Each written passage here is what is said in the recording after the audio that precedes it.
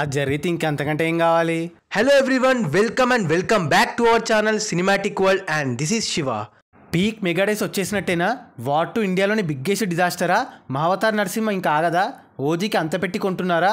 Stalin re release పరిస్థితి ఎందుకు అలా అయింది? కూలీ ఎక్కడి వరకు వచ్చింది? ఇవన్నీ మాట్లాడుకుందాం. మరి జర మన ఛానల్లో కంటెంట్ నచ్చితే లైక్, షేర్ అండ్ సబ్స్క్రైబ్ చేసుకోండి ప్లీజ్. మొన్న బాస్ బర్త్డే రోజు శ్రీకాంత్ తోడేలో ఒక ట్వీట్ వేశాడు. Instant goose bumps. అసలు నీ అమ్మ జీవితకాలం ఆడే సినిమా చిరంజీవి. ఇప్పుడు చిరంజీవితో సినిమా అంటే జీవితకాలం గుర్తుండిపోయేలా తీయడం తప్ప ఇంకో ఆప్షన్ లేదన్నాడు. అప్పుడు ఆ బ్లడ్డీ షాన్ చూసినప్పుడే ఇది ఏజ్లో మెగాస్టార్కి పర్ఫెక్ట్ సినిమా అనుకున్నాం. ఒక కల్ట్ ఫ్యాన్ డ్యూటీ చేస్తే ఎలా ఉంటుందో చూస్తారు. సిమిలర్గా ఓజీ అంతే.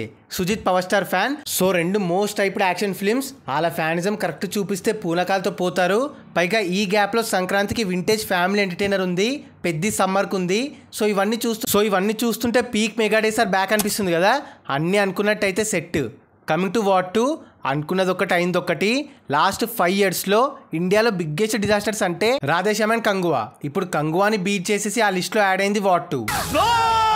ఎస్, వార్ 2కి ఫస్ట్ డే నుండే pure mixed to flop talk వచ్చింది. పైగా కూలీ క్లాష్లో ఉండే. అఫ్ కోర్స్ దానికి కూడా మిక్స్డ్ టాకే, కానీ వార్ 2 కంటే బెటర్ టాక్ ఉండే. దాంతో 170 కోట్ల లాస్తో ఇండియాలోని బిగ్గెస్ట్ లాస్ వెంచర్గా మిగిలింది వార్ 2. వరల్డ్ వైడ్ బిజినెస్ 340 కోట్లు కదా. ఈ ఫెయిల్యూర్ తారకన్నని ఎలా చేంజ్ చేస్తుందో చూడాలి. నార్త్ వాళ్ళు గట్టి రాడ్ దించారు. Next week area wise collections గురించి మాట్లాడుకుందాం. తర్వాత అల్లు అర్జున్ అట్లీ ఫిలింలో విజయ్ సేతుపతిని ఒక ఇంపార్టెంట్ రోల్కి అడిగారంట. ఆయన గ్రీన్ సిగ్నల్ ఇచ్చాడని talk. 2 power houses of talent ఒక్క ఫ్రేమ్లో మస్తు ఉంటుంది. ఏం ప్లాన్ చేశారు?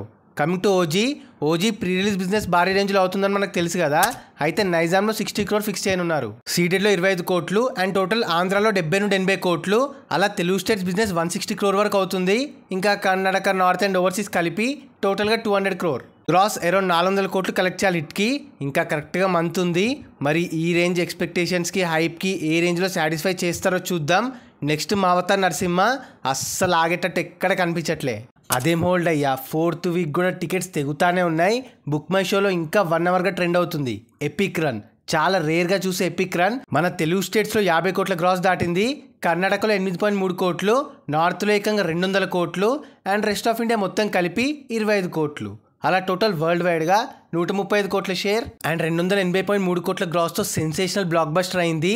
తెలుగులో అయితే 7 crore ఉంటే 50 crore వచ్చింది. మామూలు జాక్పాట్ కాదు. ఇంకా నెక్స్ట్ మంత్ వరకు ఆగదు. 300 crore పక్కా టచ్ అవుద్ది. మీరేమంటారు? Coming to Stalin re release. మన బాస్ బర్త్డేకి పవర్ఫుల్ స్టాలిన్ని రీ రిలీజ్ చేశారు తక్కువ షోస్తోనే. బట్ హైప్ చేయలేకపోయారు మెగా ఫ్యాన్స్. మినిమం కన్సిడర్ చేయలే. యాక్చువల్గా ఇంటర్వెల్ కోసమే వెళ్ళొచ్చు, కానీ ఆ ఇంటర్వెల్ కోసమే వెళ్ళాలనుకున్నారు. నాకు అర్థం కాలేదు సార్. ఓవరాల్గా 50 lakhs కూడా కలెక్ట్ చేయలేదు స్టాలిన్ ఏం బ్యాడ్ ఫీలింగ్ కాదు. మంచి ఎలివేషన్స్, స్టోరీ అండ్ సాంగ్స్ ఉన్న సినిమానే.